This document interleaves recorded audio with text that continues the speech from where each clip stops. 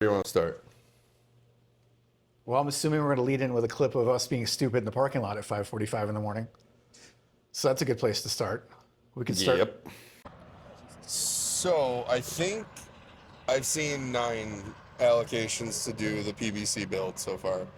At least when they came over the constraints report. There's like 9 of them. Anyways, it's way too early. And Yes. This is the first known consumer LT7 build at the PBC. But the cool thing is Chris and Carter are actually building it together because you're spoiled and you're going to have a really killer car at some point during your life. But anyways, we just wanted to kind of capture some of this stuff. But go ahead and tell us what you guys think. Number one, it's way too early. This video is going to be sponsored by Red Bull and Monster, not necessarily in that order. It is 5:40 in the morning in Bowling Green. We are literally hanging out outside the plant, obviously. We're supposed to start in 3 minutes. And yeah, I'm excited. If you watched the build video, I said we're going to do this, and we're doing it. Yeah, so anyways, we got to make it kind of short and sweet. What do you think? This is gonna be insane. It is going to be pretty cool. Jeff Gordon got like the VIP thing, but whatever. I'm not that cool. No, especially not this early, but yeah. Yeah, and you probably actually have to pay for it. I do. Yeah, that's, do. you know. Anyways, but He's not going to college. It's fine. I'd rather have a ZR1 than go to college. Right? Yeah, who needs college? I didn't go to It's college anyways, and I still don't have a ZR1. fine. Can't win them all. Anyways, we're going to talk to him after the fact. We'll come back in about 7 or 8 hours, and you guys have fun. I'm going to go back to sleep. I don't blame you So that's... at all. Don't blame And you at then all. we're going to have a get-together later on. That's going to be on the list of things to do in Bowling Green Absolutely. when you're down here. Fried so, bologna for days. yes. for days. So we will come back, and then we'll go to the spillway. So anyways, have fun. Thanks. Can't You wait to too. hear about Get it. some rest.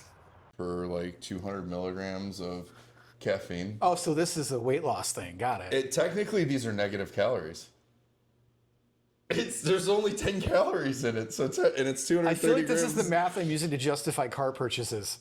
But it's just, it's fine. Cars, guns, Watches. Yeah, Yeah. it all plays. Thank God we didn't Okay. get the planes or helicopters yet. So last week we went to the PBC for Chris and Carter to build their LT7. And so we did a quick lead in. It was a perfectly reasonable hour. It was like 5:45 in the morning. So they were the first to actually do it, despite me not wanting to be up that early. And I drank a Monster before we. There's got a there. shock. No one that's watching this is shocked. No one.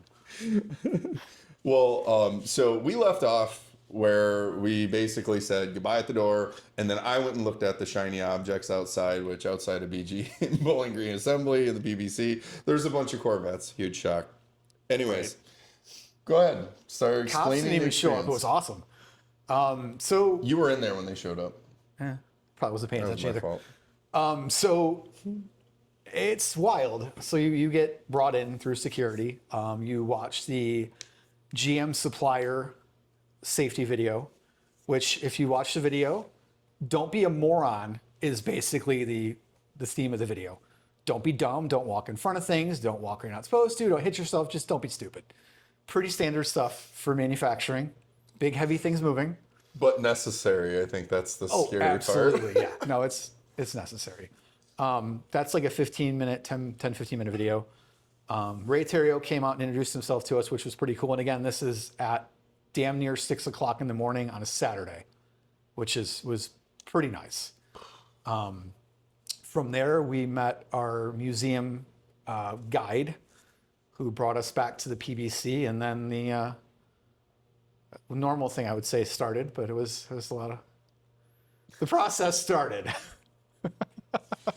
So my biggest thing was after you were done, we were talking, it sounded considerably different than what I thought, at least from some of the engine component standpoint, not even talking about like the assembly side of it in general. My assumption is we all watched the Jeff Gordon video. He went in, you could see in the 35-second clip, they were, calibrated torque wrenches, fixtures with multiple fasteners, all that stuff seemed like it was kind of a thing. they didn't really show anything there. And to preface it, by the way, Chris is an engineer by trade, so doing this, he's retained a whole lot more than what somebody that just went in for the quote unquote experience probably would. And what have you done in the past just to kind of preface everything? Like engine tuning, building, stuff like that. Throw that around. So to be fair, engineer is a loose term, I would say. For me, I do more of the electronic side of things. I grew up in manufacturing, GM manufacturing to be specific. So the majority of my life was spent around learning about manufacturing processes, tools, techniques, tooling specifically from both sides of my parents. So I've built engines, a lot of cam and block stuff, never a dual overhead cam until this. Went in a little worried about some things like, how am I going to set timing? I mean, it's 4 cams. It's not 1 cam. Yeah. So lots of dots to line up, not just one set. So I think I'm hopefully relatively good suited to discuss what I saw. And what I saw was honestly amazing. Process is, it's insane. You literally have to try to screw something up. You have to try. I mean, it's that good. Did you try? No, but I did screw something up. And it was actually for a photo op that we'll get to that in a minute. But I also It's always the gram that ruins everything. it wasn't my idea either. Yeah, it was. Look, if you're into cars at any sort of level that's beyond aesthetics, if you're truly interested in mechanical anything, and you go in there, it's Disneyland for adults. So it's a completely different, like, I have a feeling like some people would look at it, like I could legitimately see like the rotating assembly having been put together already, the head's been put together and assembled already, and basically been like, hey, you're going to screw the heads on, you're going to put the intake on, we're going to take a bunch of pictures. Now, how much did it differ from that? Completely. The only thing they really didn't want you doing, truly there were only 2 steps that I remember that were major that they didn't want us doing. One was putting the fuel pump camshaft in, because there isn't any visible journal to look through to see it when you put it in. So obviously there's 2 sets of bearings that you don't want to screw up. Don't want to nick those, fine. Yeah, fuel's and it's kind more of of a fuel important thing. with Yeah. 1,064 horsepower. Exactly. And the other one was the one that I was worried about, which was setting up the timing system. Yeah. For those of you that have never seen behind the front cover of an LT7 or LT6, you got 4 camshafts, you have a fuel pump camshaft, you have an oil pump, and then the crank. So the oil pump doesn't care about timing, but you got 5 other things that do. Yeah. Well, 6 if you count crank. Yeah, I mean, it's busy. It's very busy. And if things go out of time, Yeah. things crash into each other. Yeah, that's not good. So you have to line up all these dots. They show me some tricks, how they do it. And, Shane, my engine builder, which we'll get to eventually, knocked it out in what, like 2 minutes? 2 minutes, yeah. It's the biggest thing that gave me the most heartache was done. And I'm glad he did it, honestly. Oh, yeah. Well, Yeah, truly glad that he did that. you do have to drive a car with this engine. So, yes, this is good. Knock on wood, yeah. Yeah.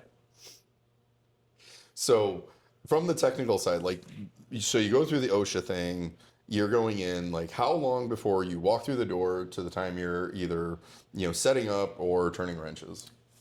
Now, not that it's going to be the same for everybody, because I wanted to say, assuming we're learning still on this one, I think everybody was still getting a groove. They had run a couple LT6s before, but this was the first LT7 build. Mm-hmm. I want to say pleasantries and the usual stuff, 5-10 minutes, we were already at the first station. Oh, wow. Yeah, Okay. it's damn near 6 o'clock in the morning on the dot. Yeah, and I think because it was so early on, they were probably still trying to establish timelines and how long it was going to take to move people through the process. Because both of you were there. It was not just, you were both there hands-on with it, which is really cool. But I think when it was said and done, you guys probably had somewhere, I got to think it was 6.5 hours. If I I remember you screwed up- texted me about 12:40. Yeah. And so about 6.5 hours is what it seemed like. And I Half think an they hour? prepped you for about what? We 8 were hours? thinking 8, yeah. Yeah, okay. That's what it sounded like. That's what I recalled at least. And half an hour was my screw up. So, I mean, that's whatever. I'm sure there's buffers for that, but either way, you guys were getting walked through the process. Yeah.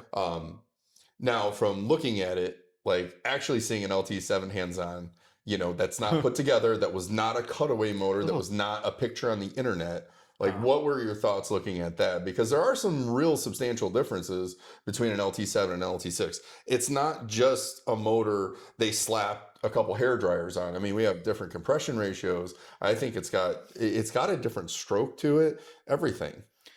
I'm not 100% sure, but the little stuff I was able to do, like I had somebody bring over an LT6 piston, and hopefully once we get the photos, I can show that. But they're clearly different. Yeah. What's an LT7 like? I think it's like 9.8 to 1.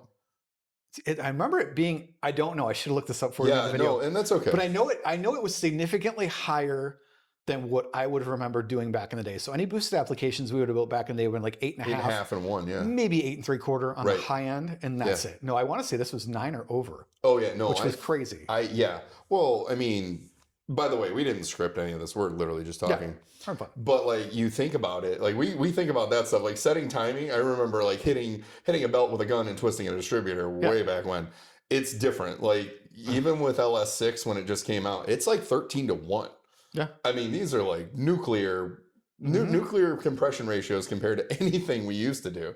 Yeah. So, but when you look at it, like head design, all that stuff, what was something that kind of jumped out at you? I guess since I mean, you know they're ported, Yeah. but you don't really get it till you see it. The other cool thing that we kind of learned was, I mean, everything. The problem is everything of this thing was cool, literally, or one way or the other. The cylinder had exhaust ports being pointed toward the turbo. I mean, that's cool. Little stuff that makes a huge difference. And those are ported too. Well, they're more gasket matched, I think. No, wait, was exhaust completely ported? We'll have to see when we get the pictures. Yeah. One side of the equation is completely ported, probably exhaust to keep the velocity up. One side was kind of gasket matched. So it still had like an inch in was CNC'd. Yeah. So wow. One thing I remember when we went out to, there's a little bar in Bowling Green that serves like fried bologna sandwiches and really good wings. Yeah. So we had a few of the people from the PBC come out, and I remember we were talking, and I was like, man, the LT7's got to be pretty substantially heavier than an LT6. And when we got to talking about it, I didn't realize that, I mean, it was like a 30 or 40 pound difference. It was not nearly the difference that I thought it was. And I didn't even think about the fact that the LT6 intake was so big and it's got all the valves in it, where the LT7, evidently it's being controlled in a much different manner because it's like a quarter of the weight. Because when you held a 76 mil turbo in your hand, like what did you think? So I'm sure it's part of assembly and all that stuff. It is. It's already kitted. They actually hung those for us. Okay, and that's to be probably a good fair, thing. I think that's one of those things where it's cheap insurance. They are heavy. And they're not cheap, I imagine. No, they're not. There's a like it almost looks like iron plate that goes below the exhaust manifold to kind of hang it onto as you torque it. Yeah. But that's one of those things where I agree that was probably good to let the experts do it. Yeah, I would think so. But I mean, it's obviously there's a lot of really impressive things. What did you think when you saw some of this stuff? What was your impression? Because to me, just from the onset of us talking after the fact, you were talking about all kinds of stuff that was not even on the radar of what I was thinking. I mean, when you saw it, it's kind of crazy to see 1,000 horsepower motor that you're one building and two that's taken apart right in front of you. Like you don't normally get the experience of all that. And then you have this whole thing of the manufacturing process that you don't normally get to be a part of. You know, I mean, dude, I've put motors together and stuff like that, but this is what was the biggest thing that you saw that you were kind of blown away about? I know there's like a billion of them, so take one of the top 2 or 3 and throw it out there. Size of the turbos. Oh yeah, they're massive. Yeah, we got a picture for that one coming. Hopefully that doesn't get nuked by GM. But yeah, there's a picture we took specifically for you guys to see. Yeah, that was good. How massive these really are. But I mean, that was looks like it could inhale a small child. They are legit. I mean, they're big. 76 is massive, dude. Well, yeah, and 2 of them. I know. No. I remember like if you saw a single 80 mil 20 years ago, it was like, dear Lord, like that thing that's was like diesel truck size back then. I mean, it's like yeah, stupid. Now it's all the super guys were doing that stuff. All single the turbos. the single turbo 2Js. Yeah. It's crazy stuff. But I mean, and the fact that they're packaging it the way they are and all that. Now, from a manufacturing standpoint, what's the single most impressive thing you saw from or assembly, manufacturing assembly because you saw all kinds of different Dude. things. So you probably you're looking at things like crazy clearances. You probably saw things that you expected to have things that they didn't have, and you're like, how is it functioning like that? Yep. You're probably putting stuff together that, I don't know, used to take us an hour and a half and a case of beer. That probably took you like 45 seconds. Yep. Okay. Yep. Throw some of that stuff out there and see what, All right. So process and manufacturing wise, it is bonkers. There's really no good way to describe this without pictures. So those are coming. How deep you want to get into this? All the way? take your top 2 or 3 and just expand. Top 2 or on. 3. So bearing selection. Bearing selection is That was a great conversation. absolutely insanely awesome. So basically you're damn near step 1 when you get into the PBC. You've already got the crank in, or sorry, you don't have the crank in. You're almost getting ready to put the crank in. You scan the crank, a QR code on the crank. You scan a QR code on the block. This is cool. It already knows the tolerances of both parts and lights up a light on a pick bin that tells you which bearing to put in which location. And there's an IR field over each bin that when you break it and pull your hand out, it automatically indexes to the next bearing journal, or journal for bearing. You know what I mean. So you go through all 4 bearings and then set, torque it. And then by the time you get to rod bearings, you're doing the same thing. There's another dedicated machine that scans it. Yeah. And you walk through and put the bearings in. So it's laser scanning the surfaces to see what exact bearing is the one that indexes to that the most For the rods, perfectly. I believe it's laser or it's some LiDAR. I don't know, but the rods were different. But the QR code on the crank and the block were all stored. Like it knows. It's like, hey, this, and it automatically marries that part to that assembly. So it's big kid Legos. Big kid Legos. So this wasn't like walking into a greasy plant from the 40s and just throwing stuff together. No, because I went in and like, do I need plastic gauge? Like, are we going to have to, check clearances? Nope, it's already done. So I think one thing people miss out on is the fact that because it's a Chevy, I don't think they realize the kind of technology they're using to actually get this so right on the money. I mean, because if you remember with LT6, the first thing was any Ferrari owner under the sun said, how often do you have to adjust the valve train? And now, like, again, same thing, right? So when you're putting the valve train together, it's laser scanning everything, I'm assuming, and you're doing the same thing. It's indexing it. The cool thing with the valve train is it comes in pre-kitted. So, yep. Jeez, oh Pete's. So they have a headline. Literally right next to you could see it wasn't running because it was a Saturday. Yeah. But they kit the entire cylinder head assembly, including the shims that nobody wants to deal with because of course not. that was Why would you? terrifying. I'm like, I don't know. Do you have to shim these? Like, are we literally doing the head assembly too? No. They come in cams loosely bolted in. And oddly enough, the camshafts do not have bearings, which I did not know. That was mind blowing to me. And I was like, wait, what? And there's oil pathways in the journals, and it floats basically.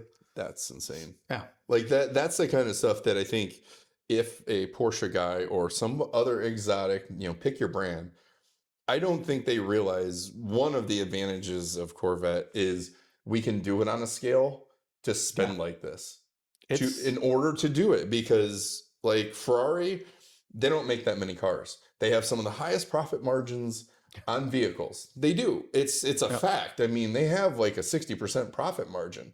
They're selling you their name and all that stuff.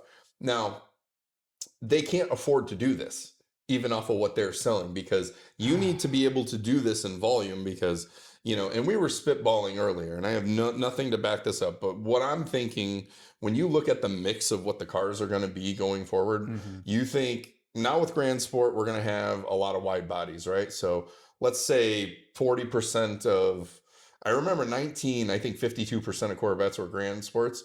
So let's just say, I don't know, 40% is going to be Grand Sport. Push rod motors are easy to belt out. Yep. And then think about the other 30% is going to be Gemini, which is going to be LT6, LT7. And like 40,000 is a big year for Corvette. So 10, 12, 13,000, something like that. So that's what we're looking at Ferrari doesn't build that many cars, and that's just one engine architecture in the platform. So we're able to spend and have those resources, and that's kind of what still keeps the car under control. Because if we're building 2,000 cars a year, these would all be 450 grand.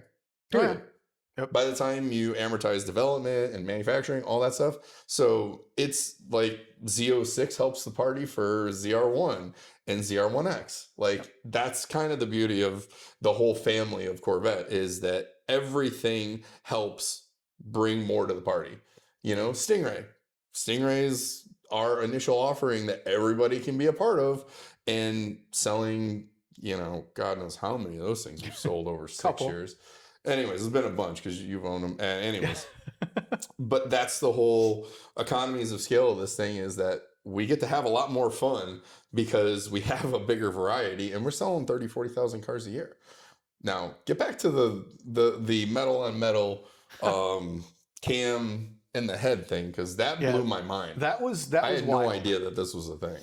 No, that was wild, because I'm like, we're missing a step, guys. There's no bearings in here. We're not picking any, and the next station clearly was not bearings. So they walked us through a whole thing that this is basically, I don't know if the word was floating, but it's basically what it is. It's riding oil. Yeah, it's got a hydraulic. It's got a hydraulic bearing. Yeah, I mean, it's not really, but yeah, it's there. So the best thing ever, at least from someone that's built engines before, anyone that's done head bolts, yeah, they're fun on anything that's torque to yield. And if you guys know what that is, it's torque to a specific value and then X amount of extra degrees. Generally in sequence, sometimes the center bolts have, 2 additional sequences, torque, yada, yada. I did a full set of head bolts in one pass with this amazing piece of tooling they have. Everything there, tooling-wise, is insane. Yeah. Yeah. Drop the tooling, hold the triggers. What, 6-7 seconds max? Yeah. And we had one that didn't pass. It knew. It backed that single bolt out. We reloaded it. The tool did the one. So obviously it's a variable speed then. So as it goes down, you can see it starting to slow down. And I'm sure there's a point where it indexes to the torque, the weight, then goes to angle. Yeah. Oh yeah. It's a whole process. It just does the whole thing. But yeah. So no accidental righty loosies. No. I did that once. I did that in a fuel line. Oh. In the build. Oh. That was the delay. Okay. So where was the screw up? Screw up was they wanted a photo op with me. Now this is an interesting kind of a station. It's hooking up the high pressure fuel lines to the rails. Oh, okay. I didn't want to do that. How much pressure goes through those rails? It's like 2,600 PSI. I was just going to say, I was about to guess 3,000 PSI. Yeah, that's so you don't want to mess around. Yeah. It's not like in the old days where you had like 70 pounds of fuel pressure. No, and there's 2 high pressure fuel pumps, one per bank. It's crazy. Exactly. Well, it needs it because it drinks. It can fill what was it? It could fill like an Olympic-sized swimming pool in like a half hour or something. I don't know if that was the air moving or whatever, but it was something where they're like, this, it was insane. It's like 2 gallons a minute or something, wide open. Yeah, wide open. At wide open throttle, you got like 10 minutes, not even. You're done. Which is actually pretty cool. Yeah. So they wanted this photo op, and it was a torque wrench with a crow's foot on it. So it's not really a normal torque wrench. They had already torqued the lines. Because I'm like, guys, it was. I'm like, you guys have done this before. I'm like, let's just stick to the stuff that I can do that I know is not going to burn the car down. Okay, the fuel seems to be something. Let's have professionals do it. So, and they offered. I'm like, okay, whatever. So I put it on, and they're like, well, act like you're doing it. And keep in mind, for the record, we started at 5:30 in the parking lot. I was half a Red Bull deep with no food. So I went the wrong way because I'm out of it, and this wasn't an automated process. So whatever. So I loosened it, go to tighten it back up, and I'm looking at the torque wrench. It's showing 16 Newton meters, and it's not going up. I'm like, this isn't right. So we go through, I'm like, can we replace the line? I'm like, sure, we'll replace the line. So we replace the line, and it does the same thing. And this is them doing it at this point. I'm like, I'm not touching this. So we get another line. I'm like, guys, I think the rail's messed up. And they're like, yeah, probably. So they pull it off, and there's some burrs on the threads. And, rather than risk it, we'll just swap the rail out. So this is when I got to learn about the quality part for rework, which is a real consideration anywhere. And most people don't even know what happens, which is great. That's the point. You don't know reworks happen. Yeah. So I believe her name was Jennifer, came over with her snap-on torque wrench, and we pulled every bolt, which I think is like a heat shield and a few bolts for the rail, pulled the rail out. Now we had to marry the new rail to the assembly. So every single part of this has traceability. Any major Oh, subassembly. that's right. You were saying you're talking about Any that. major subassembly has traceability on this thing. I mean, it's crazy. Everything I think but the bolts. So Wow.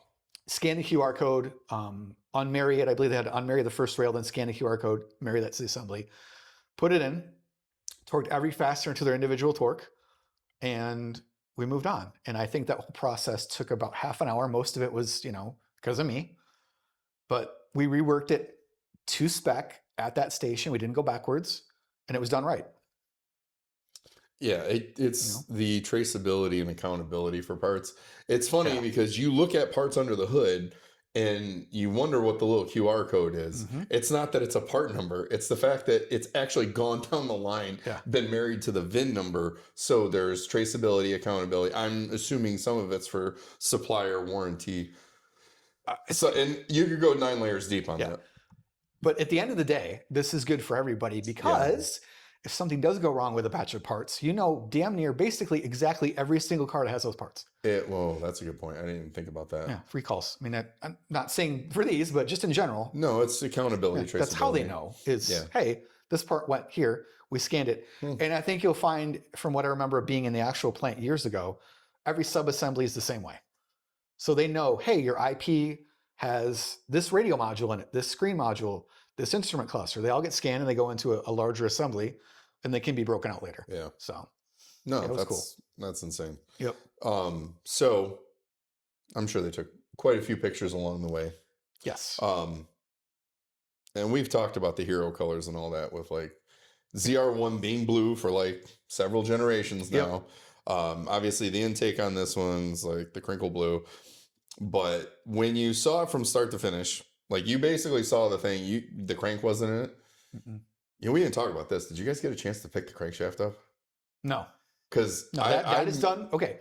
I'm curious because I know it's got to be crazy light, and it's just like, what the hell is this is a good place to actually discuss some other things. Employee health and safety is paramount at GM. And I'm not saying that because I watched my dad deal with that stuff for a lot of years. Repetitive motion, anything that could hurt your people is a problem, over obviously. the course of time or immediately. Exactly. So all the heavy stuff is lifted with pneumatics, crankshaft included. Okay. We set the crank. I set the cylinder heads. I think you set one too. But yeah, anything that could hurt you is controlled. I mean, it's exactly how you'd want it to be. Automated or semi-automated, basically. Yeah, either way. Like we set the camshafts, which was pretty cool, but those also have a jig. So there is literally a jig that they use to hold, that you grab, the cam rests in and locks in, and you set it and unlock it. And yeah, it's wild. Like I said, if you care about manufacturing anything technical at all, that place is insane. That's the cool. money on tooling. There's millions of dollars, and I'm probably understating it, of tooling in there. Atlas Copco should be able to have a company party that's running out, Little Caesars Arena every year with no problem. Like they'd spend a lot of money with tooling. It's awesome. Really, yeah. And it'd be cool to see more of that, because just looking on the outside, looking in, when I was literally walking around the place on the outside, because they had 3 vets in the front, and as I didn't realize that at that point I was preparing for some Grand Sport stuff about 2.5 hours later. But like you can't see in this place, nothing. Like every window seems to be covered. The only thing you get is the big Corvette picture on the outside. It's about the only thing that you can actually see. Yep. And I don't know. It's been a long time since I've been in a plant. The last time I was in a plant, oh man, I don't know. It doesn't exist anymore. And I think there's a lot of reasons why it doesn't. Probably. Hasn't for about 15, 16 years now. But I don't think many people get the picture that this is more of a precision facility than a assembly plant. Oh, I mean, I'm sure it's a kept clean environment. I mean, just from the picture I saw from you guys, like I remember walking around the plant where my dad worked, and it ain't nothing close to what that looked off of one picture. Every tool has its place. Yeah. There are there's no reason for it to be dirty. Everything is clean. I mean, it's basically as close as you're going to get to a production clean room. I mean, it's really, That's and cool. BGA builds 200 cars a day on the high side. Yeah. I mean, that plant moves incredibly slow by GM standards, which is advantageous to everyone. Yeah. Arlington cranks out 1,500 trucks a day or SUVs a day sometimes. So if that gives you an idea, you can walk between cars at BGA without getting killed. Yeah. It's not going to happen in most other plants. Yeah, and we know how tight scheduling runs on some of this stuff. I mean, I say that because I know I've submitted orders, and 2 days later they've gone from 2,000 status to 3,000 to 3,300. Yeah. So they have the ability to be rather agile, but with that you have to have a ton of capability, and obviously for them to be scheduling and doing the things the way they are, it's a different ball game. Even though I know people say stuff like, oh, it's a Chevy, it's this, it's that. I think this thing's kind of moved into a whole realm unto its own. Whether or not GM can, will, or want to ever make its own brand under the GM umbrella, it's pretty evident when you go around Bowling Green. Corvette isn't a Chevy. Corvette is Corvette. Yep. And Corvette flies under its own flag, literally and figuratively. Yeah, no, it does. But it's completely different. And I think after we had talked, and we talked for hours about this stuff, and it was just very evident, even me being kind of tuned into this stuff, I had kind of a level of expectation, and it was completely below what you guys were talking about. I didn't think it was going to be anything near in depth as what you guys were saying. I knew it was going to be a build thing, right? And I think it was Wixom was 20 years ago with LS7. Yeah, that's a great comparison. And it was a different story. That one was like, if you look at it, 2 decades is a long time. 18 years, 17 years, whatever. That's a long time. But I bet you, because you'd been around there, right? Yep. And I'll bet you that is as big of a difference as it would be from me going back to the 80s. Because if I recall correctly, it was a lot less automated. There was almost none. Yeah, exactly. There was, you had your pieces and you had your places where more pieces went, and you were building a motor. And things have evolved. I get it. But like, this seems, I mean, look, the complexity of a pushrod LS7 versus a twin turbocharged 4-cam Gemini, you're talking about like the difference between skipping over a creek and jumping over the Grand Canyon. Like, it's not even in the same realm.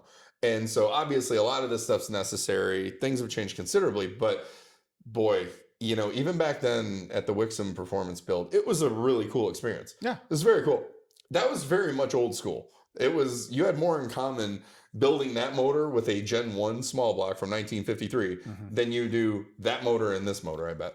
I mean, it's crazy because what I remember and this is like 16 years ago, the last time I was in Wixom before it closed. It was pre-2010. I remember the majority of them being on like, engine stands you would have saw in my garage. Yeah, no, exactly. Like that's what I mean. Old school 3-post. Yeah, 3-post. That's exactly. And then a tray of parts, and then the push rod sticking up, and then a tray of rockers. I mean, they've got, specific carts here for these things that have, oh God, they're Milwaukee or McKee. I don't know who made them, but they're little, almost like electric ratchets that spin the engine over so you can work on different facets. Oh, that's cool. They have legs that come out of the front so you can put kits on it. So when you're doing timing, the kit's right in front of you. Oh, that's cool. I mean, everything you could think of. I didn't see one place in there, and granted, I'm not the authority on this by any stretch of the imagination, but I didn't see anything in there that said, I could do that better at home. There's not one thing that you could say you could do better on your own someplace else. I mean, it's legitimately insane, and I hope we do a deep dive on this and go through all this process, because it is. They have a mass spectrometer in there. That's all I'm going to say. They have a mass spec for building engines.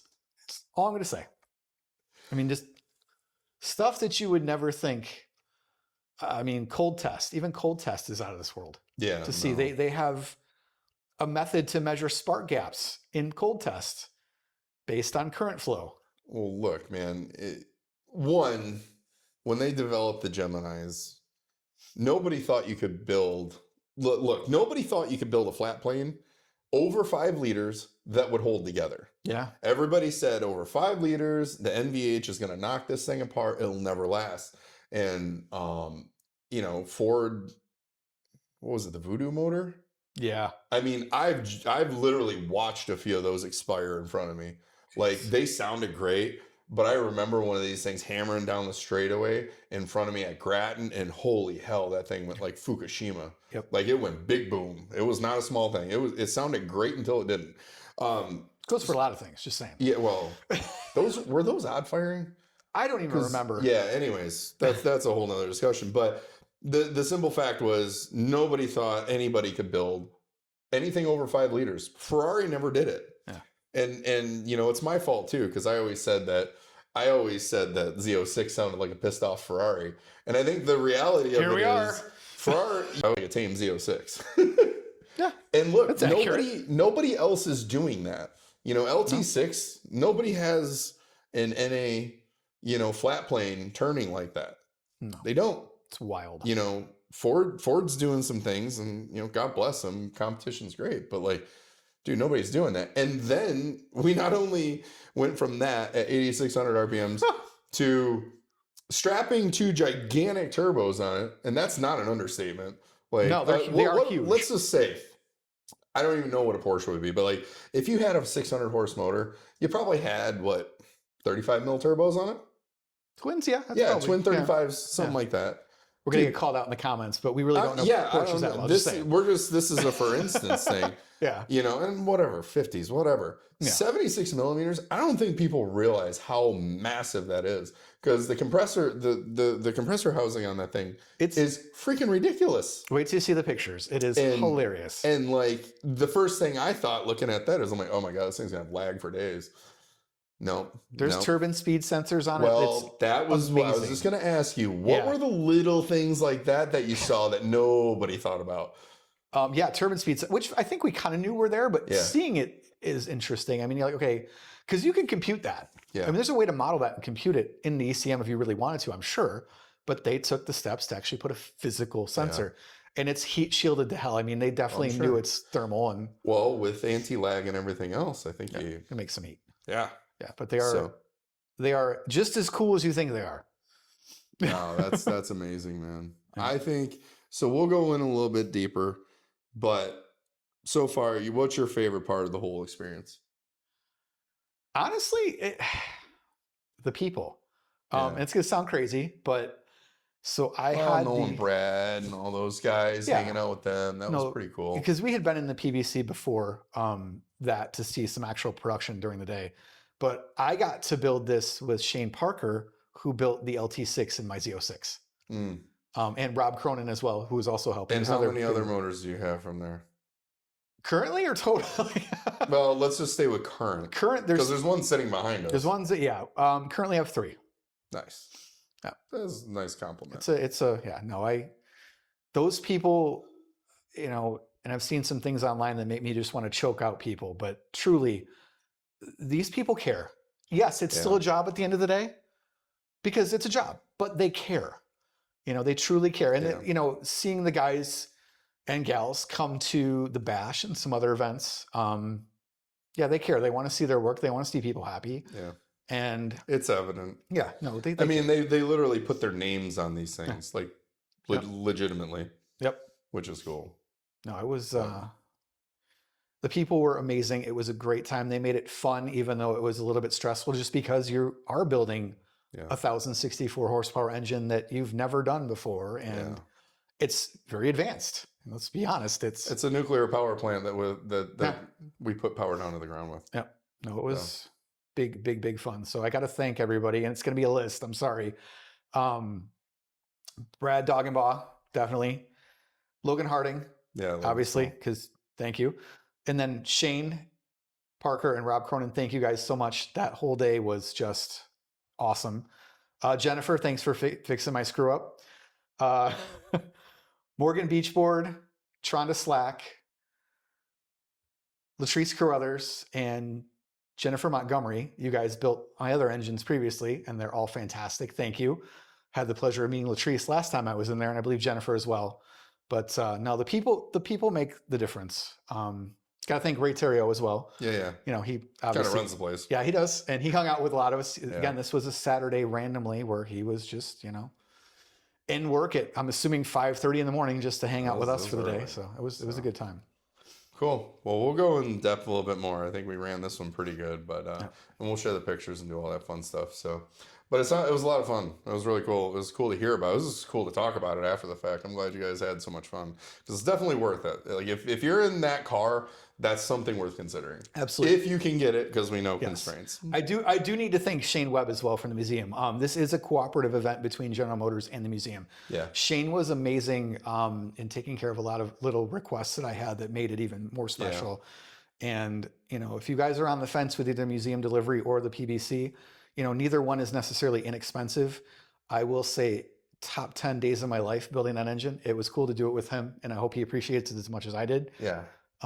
But yes, not cheap, but absolutely worth it. And we're gonna have fun with the delivery. Yes, we're definitely having fun with that it. too. Yes, we are. So cool. Well, we'll pick that back up. But yeah, that was it. It was a lot of fun.